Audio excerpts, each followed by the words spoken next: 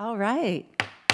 I'd like to call this meeting to order. This is the Monday, June 17th, 2024 board meeting of the El Monte City School District Board of Education. We call this meeting to order at 5:04.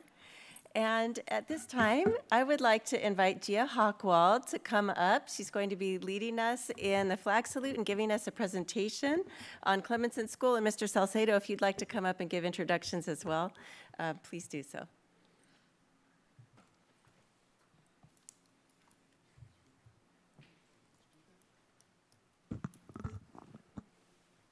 Thank you, Board President. I wanted just to, if you look at that very first slide, right smack in the middle, we have Gia. So she's a big part of our Clemenson community, as well as parents. They're a product of the El Monte City School District. So with that, I want to introduce you to Gia Hockwald.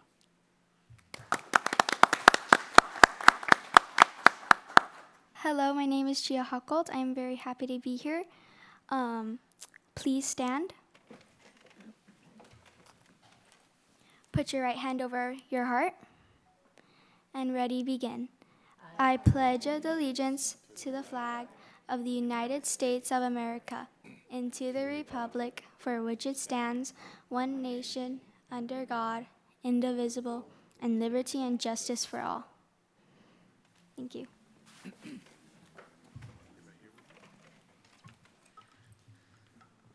Okay, and I think this is the very first time we're showcasing our new logo. Yes. So that is our new redesigned logo.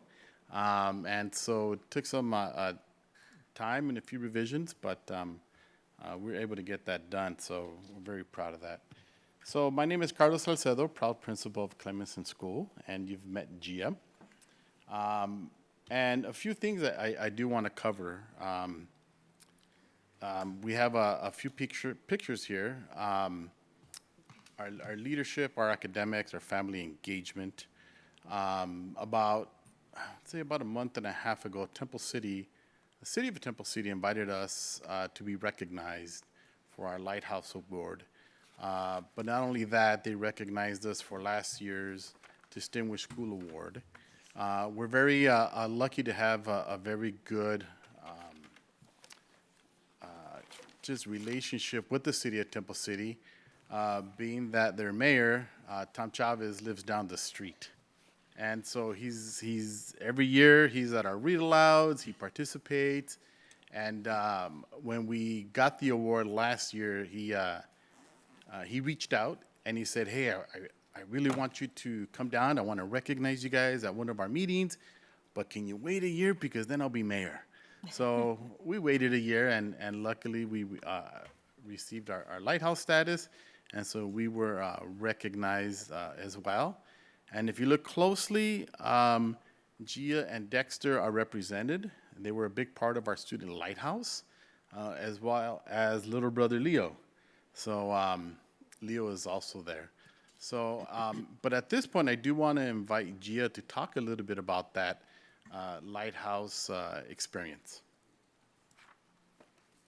Lighthouse is a very good experience for kids who are shy or need someone to help them grow a little bit. It's very helpful for kids if they need better talking experiences. It's also very fun. We got to paint a lot of rocks. We helped out with the tour. It was very fun. It was an amazing experience, and we were all just very happy to be there. It was really amazing, and we all had fun. We all made new friends as well. You want to share what you do with the school events, assemblies, that kind of stuff? During the assemblies, the student lighthouse kids, sometimes we lead the assemblies, we help out, we read passages, we do the flag salute. We do many things to help our school grow and flourish. It's a really great school, and we are all very happy in the Lighthouse community. We love helping with the assemblies. We love doing gardening work. We love a lot about this entire leadership program.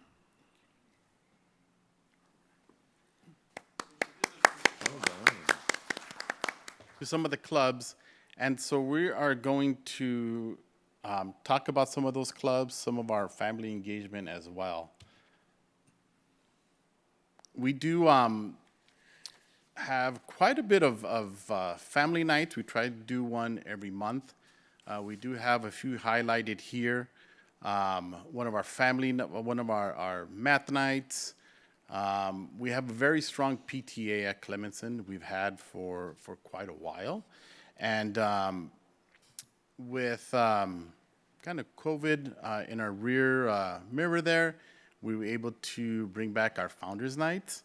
And so this year, pictured there is our board president and secretary honoring our school counselor, okay?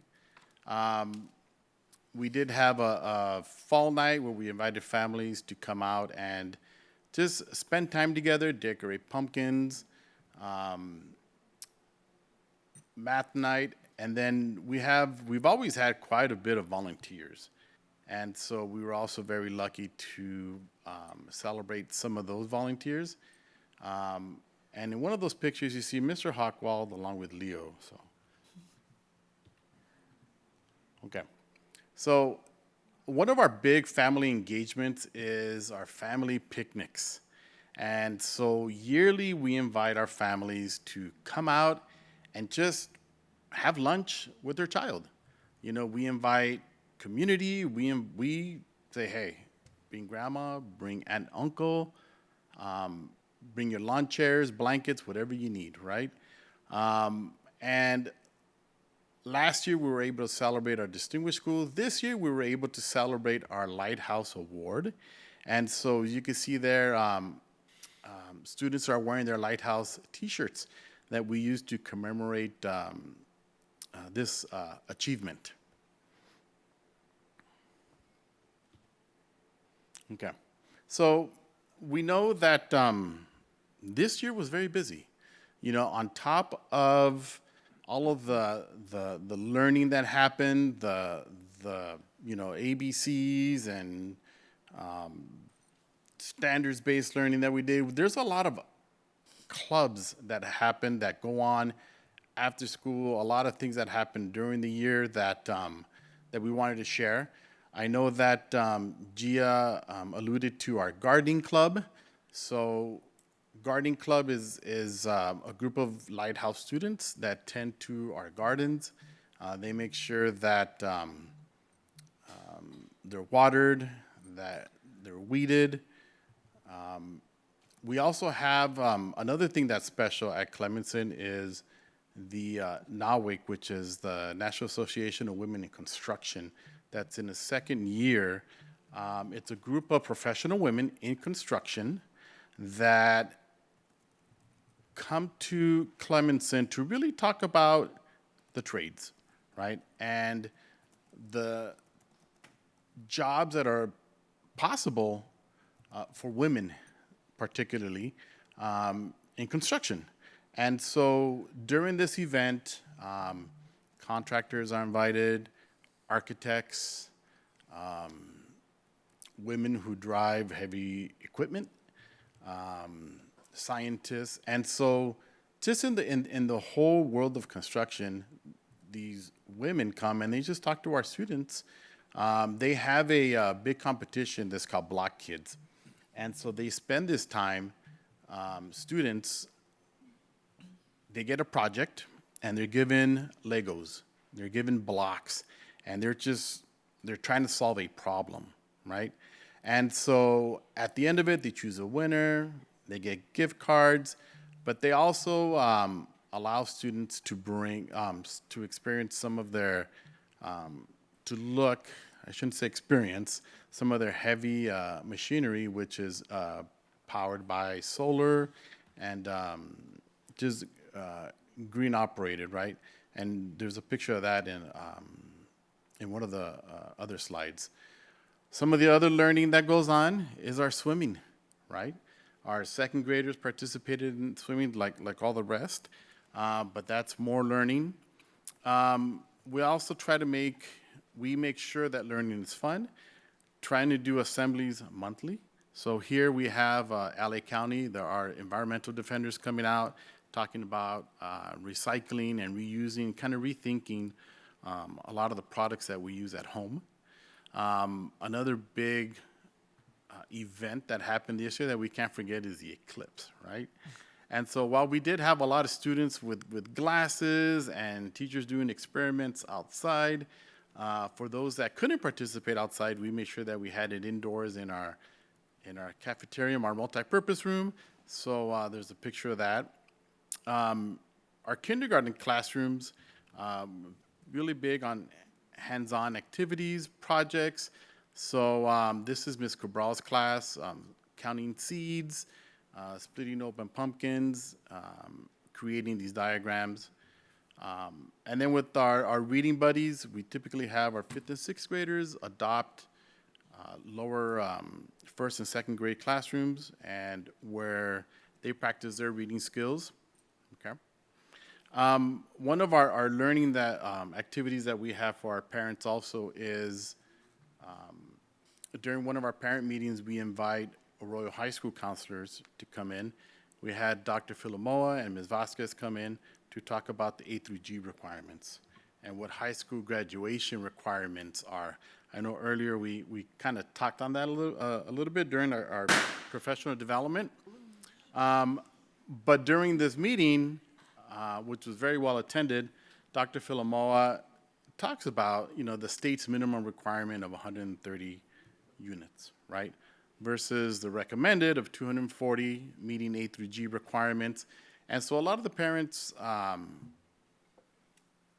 don't know about those requirements, right? And that's something that we need to do a better job with. But that's one of the better attended parent meetings that we have is when Arroyo comes by and the counselors are able to present on that. Here we have some of the other things that we like to highlight is our esports. Okay, so we started this year an esports program, gaming, right? We started with, we have 2 large screen setups for our kinder through 3rd grade classrooms, and then we have 5 stations for our 4th, 5th, and 6th grade students. And we had such a big turnout that it turned out to be from one group twice a week, Monday and Wednesday, to 6 different groups, different time slots, because it was such a huge outpouring and so many kids wanted to be part of it. So we ended up doing it 3 times a week at 2 different time periods, okay? But I know that this coming year, there's a few other schools getting on board, and so eventually the goal is to continue to promote, mental health, social discussions, students really learning how to get along with each other, make conversation, build relationships, but eventually then, have some healthy competition with the other schools and enjoy some of that. So those top pictures are with gaming and Mr. Dang in the background. The bottom pictures, again, it's something different that we do at Clemenson, is part of the National Association of Women in Construction. So I just think it's pretty cool that students get to have that experience. It's, not every student will want to go on to college. Trades is a big part, and to expose these students to other possibilities, I think is wonderful. Okay. So our student leadership is a big reason why we achieved our Lighthouse status. GIA is part of our student Lighthouse. Members met weekly to plan for school events, activities. They ran most, if not all, of our leadership assemblies. Were you part of any skits? I was part of one. You want to share a little bit about that skit? I was part of one of the skits, and it was a skit about putting our most about our strengths together to work together. And for me, I put my sports one, because I did play softball for a bit and soccer. So basically for the skit, we talked about our strengths, and then we got in a circle, we all held hands, and we said something, I can't quite remember what we said, but we said something about how our strengths together is more strong than one strength alone. And that was it was a very important and valuable skit to learn about. So Student Lighthouse is in charge of putting on a skit every month, and they introduce the new habit, right? So I believe she was part of Synergize. And so we do like to rotate and make sure students in our Lighthouse team get a chance to do these skits. And so it's just a way of introducing it, and so students kind of get a feel for what they're going to be learning that month. We do, I know we have a picture there. Their students are celebrating. They were celebrating their iReady lessons. Accountability is a big part of what we do. Students, after they're meeting with their goals, whether it's iReady or could be a test, they have an accountability partner. That it could be an elbow partner that they talk about their achievements, how they did, what they could have done better. But really, it's the time to address their individual growth and goals and progress. And there we have a picture of Samaya Lopez. She's one of our student leaders. At that particular leadership assembly, she was calling out names. Voice is also probably one of our biggest focus this year. At Clemenson, systems that routinely seek out and utilize student voice to ensure shared ownership of the continuous improvement of the school. Really, it's empowering our students to give us feedback, right? Doing their mission statements, reviewing them. It just articulates how their choices align with their missions this year.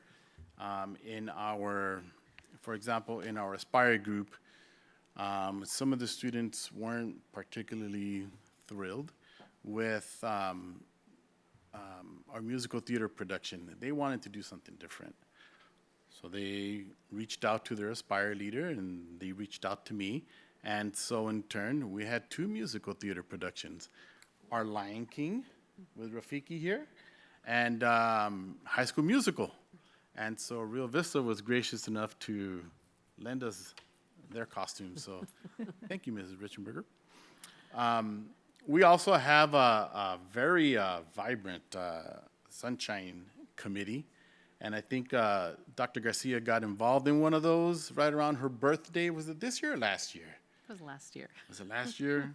And they surrounded her and they sang happy birthday with pom-poms and little stringers. And but our Sunshine Committee really just, that's what they do. They spread sunshine and they make sure they acknowledge students and staff. So it's a lot of fun. So that's just a little bit about Clemenson.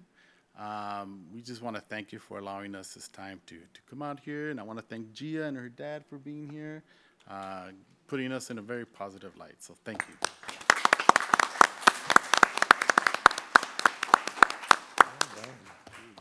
Thank you so much, Mr. Salcedo and Gia, for sharing with us about the great things at Clemenson. And Gia, you have so many talents and so many interests, so just keep pursuing them and developing them, and we look forward to all that you continue to do in your future. Thank you for being here tonight.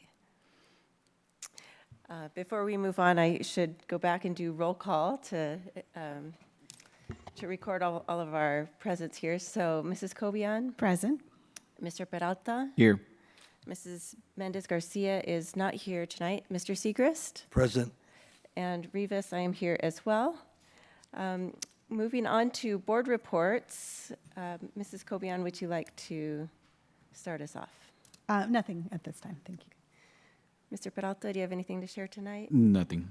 Okay, I will skip as well. Mr. Segrist? Yes, I had an interesting experience. I found a young lady who works in a bank locally here, children in Glendora, who said she'd love to put her children in our district because she has a problem of, and I think that we ought to contact employees that work in our district to offer them the access to our schools. It's very possible it could answer declining enrollment. And that's about it. Thank you. Thank you. And thank you, everyone, for being here tonight. I know we've got some interesting things on the agenda, so we're excited to have an audience. Next on our agenda is items of interest, local indicators. Dr. Pinedo? Yes, good evening, President Rivas, Governing Board. Each year, we are required to report on our local indicators, which are part of our California Dashboard Accountability System. So the dashboard is a way for us to show families, educators, and the community how we're doing in terms of meeting our students' needs. And it's important because we want to make sure that we're empowering our families so that they see, what's happening in our school sites, to be able to celebrate successes and support areas of growth, and also to engage our community, to be actively involved in education that's taking place throughout the district. So the state indicators gather information through our SBAC testing, our LPAC testing, so more of that quantitative data.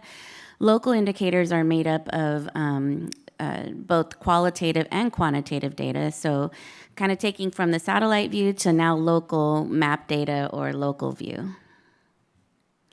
So the first priority is basic services and conditions, and this focuses on ensuring that we have fully qualified credentialed teachers assigned in our schools, that our students have access to standards-aligned instructional materials, and that our facilities are in good repair. And this was a standard met for us this year. In priority 2, we're looking at the implementation of academic standards. And how are we implementing the adopted standards that were set forth by the State Board of Education? So teachers receive a minimum of 18 hours of professional development annually in the areas of language arts, math, and all of our content areas, and then also supporting English learners. Additionally, administrators participate in professional learning throughout the year on our Tuesday PLC Leadership Tuesdays, where we're looking at data, we're walking through classrooms, we're learning together. And then one of the biggest things is how we utilize coaching and modeling by our teachers on special assignment to help strengthen that best first instruction and to build capacity of our teachers. Priority 3, another standard met, is how we are engaging our parents and our families. And so, we have a good two-way communication system. We have wonderful social media posts that we put out and posts on Parent Square about what's happening in our schools to keep families really engaged. We also provide a variety of workshops and events to enhance that collaboration with parents. And then we empower our parents through advisory committees and various training opportunities. Priority 6, again, is another standard met, and this is school climate. We do see on here that our percentages of students who feel safe and connected at school and are lower than what we would typically want. But coming out of the pandemic and some of the issues that have arisen due to the pandemic that we still see every day, we gave ourselves some grace in this area and know that we have some work to do. So we did get a standards met on that, knowing that we need to continue to focus on those positive staff-student relationships. We have the first days of instruction planned again that include social emotional lessons, relationship building, activities to really connect students with the school. And that's not just a one and done, that's throughout the year, including bringing it back again in January for a refresh after the winter break. Additionally, we are partnering with Western Justice, as I had shared in a previous board meeting, to really look at, how are we empowering our students in conflict resolution, in peer mediation, and then utilizing restorative practices as well. And for priority 7, this is another standard met. And this is ensuring that our students have access to a broad course of study. So all of our students have access to the content area courses that are required and English language development if they're an English learner. And then students with exceptional needs have their IEPs created for them based on their individualized needs and what our goals are for them. So all of our local indicators were met this year. Any questions regarding our data? Actually, I was just wondering, I know you've talked about it in the past, the way you circle back with the students after the surveys are done, if you could just elaborate on that process. Yes, and so again, looking at those two areas that are a concern, the safety and student connectedness, we'll be hosting more focus groups next year. We get so much great information by hosting those focus groups, either through the Superintendent Advisory Council or going to the school sites and actually pulling students to get their feedback on why, how can we help them to feel more connected or how to feel safer in school. And what we found out last year is when they were speaking of school safety, they were talking about their journey to school, not necessarily at school, was one of the things. And then social media has become an issue where they're also feeling that that's playing into the school day as well. So those are some areas of focus for us. Thank you. Any other questions? I appreciate those points that you just made right now, that you keep those data points up in front and that we're constantly working on that, responding to the data that we see, right? Thank you. Thank you. Okay, so moving on to communications. For public comment, I believe we've not received any cards. Okay, and then written comment? No written communication has come forward. Okay, thank you. Then it is time for us to go into closed session. In closed session, we will be discussing item number 1, consideration of approval of conference with legal counsel, existing litigation pursuant to Government Code Section 54956.9A, OAH number 2024-040157. And item 2, student discipline matter SE 004, 2023-2024, Ed Code 48900A1, 48900B, 48900S, 48900.4, and 48915A1B, student expulsion hearing. We will be back shortly.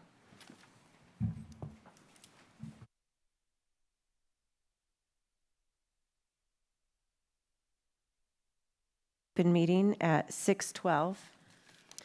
We were just in closed session.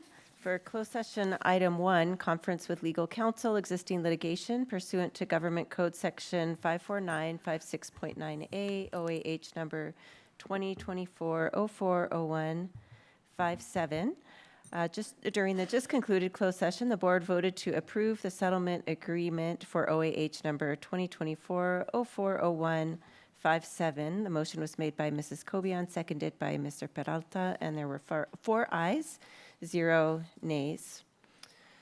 For closed session item number 2, during closed session, the board discussed student discipline, Education Code 48900A1, 48900B, 48900S, 48900.4, and 48915A1B, student expulsion hearing, case number SE 004, 2023-2024. The district has recommended a suspended expulsion agreement for student in case number SE 004, 2023 to 2024. Board, is there a motion to accept the suspended expulsion agreement? I'll make the motion. Okay. A motion made by Mr. Segrist. Is there a second? Second. Second made by Mr. Peralta. This is to accept the suspended expulsion agreement for student in case number SE 004, 2023, 2024.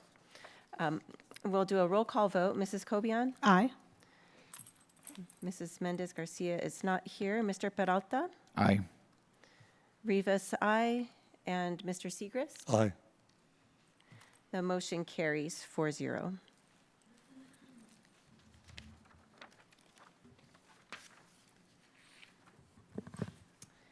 We'll move on to the approval of the minutes.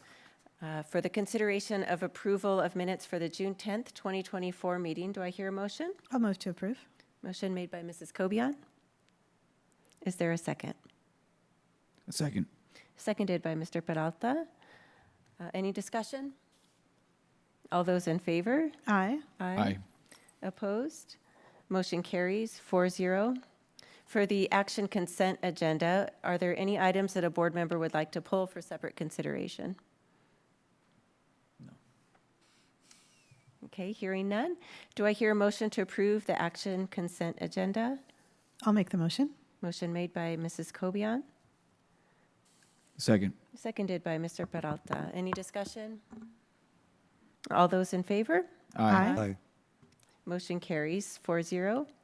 And action item number 1, consideration of 2023-2024 LCAP annual review and the 2024-2027 LCAP. Yes, good evening. Thank you, President Rivas, Governing Board, for your consideration this evening. Well, actually, I should start with every year we are required to provide an update on our progress towards our goals that have been laid out in our LCAP plan, our Local Control Accountability Plan. And then this next year, starting in the 2024-2025 school year, we have a new LCAP cycle, which is the next 3-year cycle. And so for your consideration is the annual review that we have provided for you, and also our new proposed 2024 through 2027 Local Control Accountability Plan.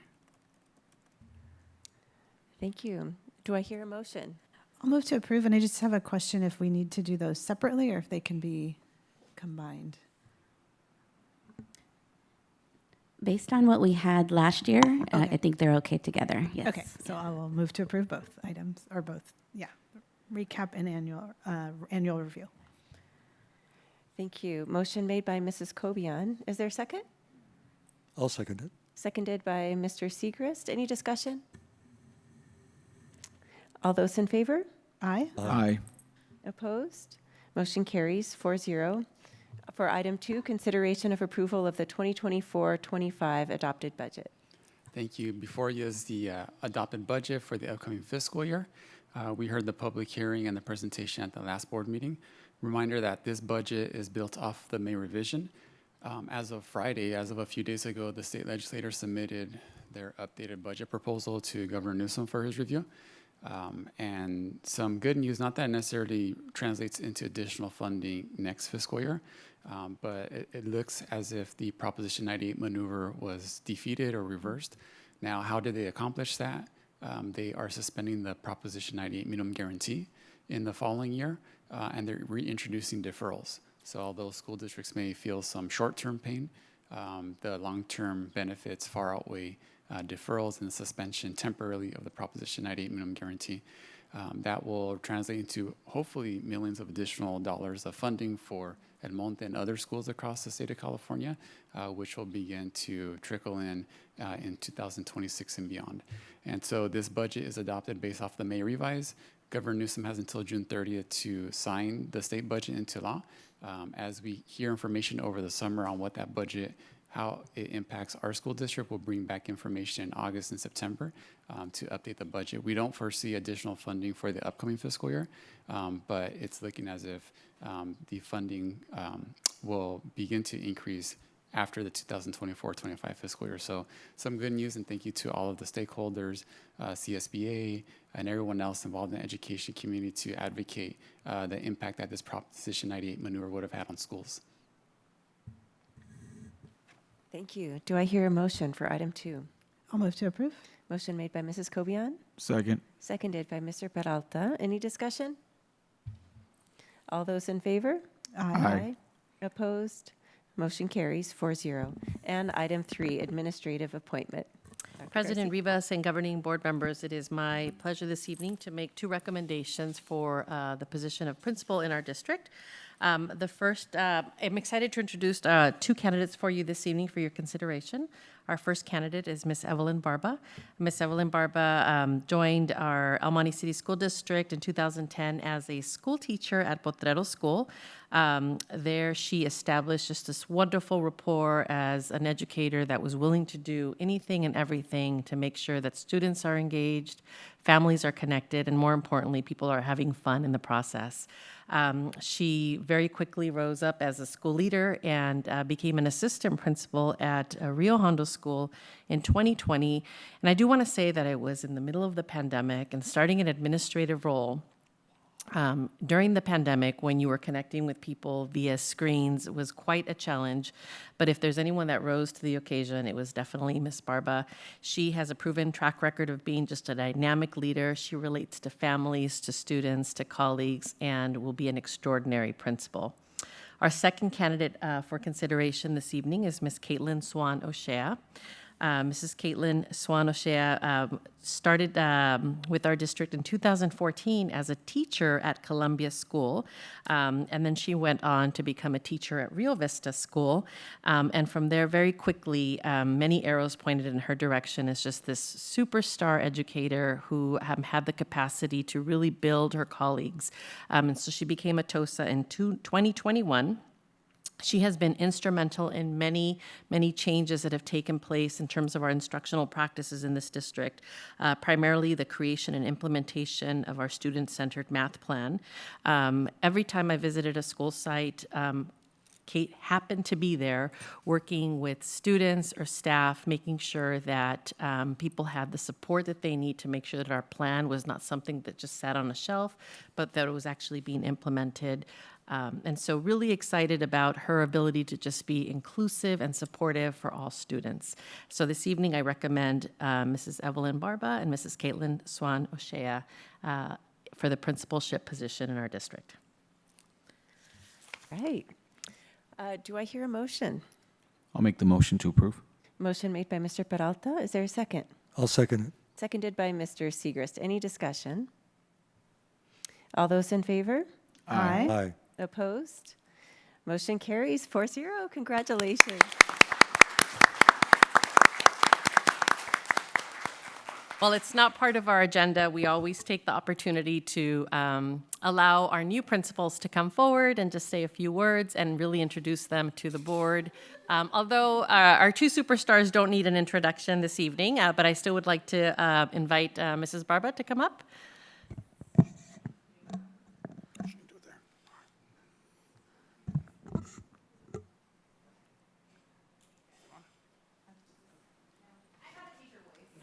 Sometimes I forget and get told to bring it down a notch, but thank you. Oh, is this being recorded? Yes, it is. Okay, well, thank you. Thank you for that. Thank you to the board. I really appreciate this opportunity. Thank you to Dr. Garcia and Cabinet for this wonderful opportunity. I am thrilled. 14 years coming, right? That school has been my home. I had both my kids there. I got married there. The community means so much to me and my heart. And like so many principals before me have said, and I have been waiting to say this since I heard it, I am now, and I can easily say this, my name is Evelyn Barba, and I am the proud principal of Potrero School. Thank you so much.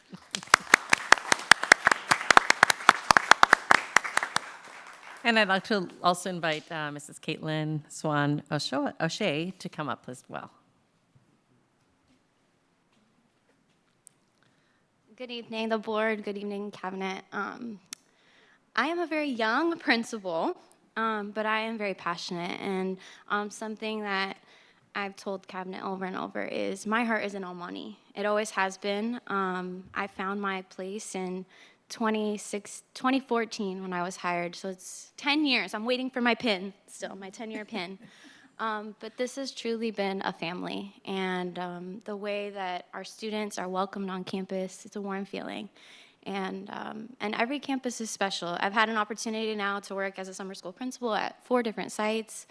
This is my 5th year, and as a summer school principal, 14 sites coaching math now, and it's just a fabulous district. I rave about it to every other district that I talk to, students and families. And Mr. Segrest, you're right. Glendora knows about El Monte because of me too. I'm over there preaching. Get us over here, our kids and our families. This is a very unique opportunity here we have in El Monte with all the opportunities we have for our students. So I'm very excited to get this work started. I am the proud principal of Cortada, which is feeder site with Potrero. So I'm very excited for the opportunity to serve. Thank you. Both Mrs. Barba and Mrs. Swan-O'Shea shared the school sites that they will be serving. I do want to take this opportunity to share with the board and our school community that we do have some administrative changes this year. So serving at Potrero School will be Mrs. Evelyn Barba, and the assistant principal will be Mr. Art Arias, who's also in the room.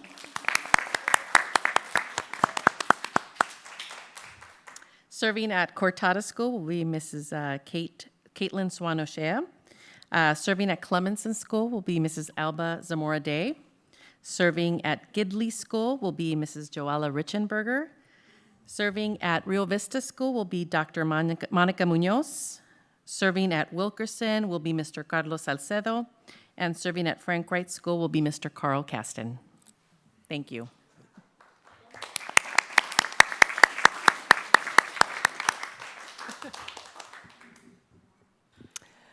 Thank you, Dr. Garcia.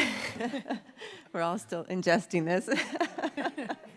I will say that I have all of the confidence in our school administrators, our school leaders. We know that strong leadership is vital in shaping school culture and transformative cultures, and also raising student achievement. And I'm just so proud of our administrative team.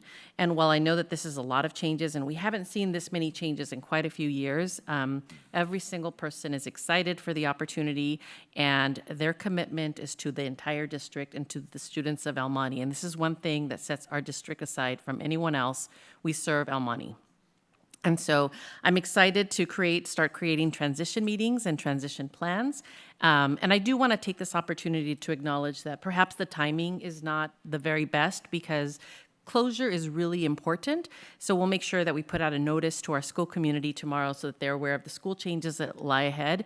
And we'll give people the opportunity to go back and give lots of hugs and say goodbye, and then start new beginnings. So I'm excited for the support that we're going to be able to provide all of our new administrators, and always, always really proud of our administrative team.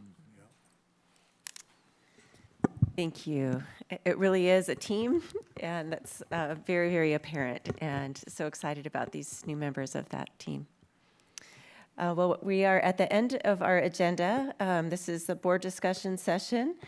For future discussion items, Dr. Garcia, maybe you'd like to just give us speak a bit about our upcoming meeting, and then.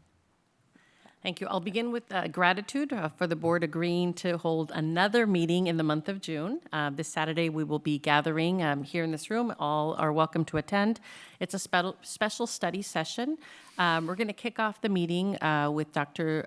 Suzette Lovely, who is the person that will be helping us build our strategic plan this year. And then from there, we'll transition. We've invited the architect firm that was with us a year ago as they developed our master facility plan. So the board will have the opportunity to revisit the plan and start thinking about some of the priority projects that we'd like to bring forward. And then lastly, we'll conclude with a conversation around financing our master facility projects. So there are some opportunities with our existing bond dollars to think about how we prioritize, and there's an opportunity for the board to consider other opportunities for financing future projects for the district. And that'll conclude our special study session. Okay, thank you. Well, with that, we will adjourn the meeting at 6:28.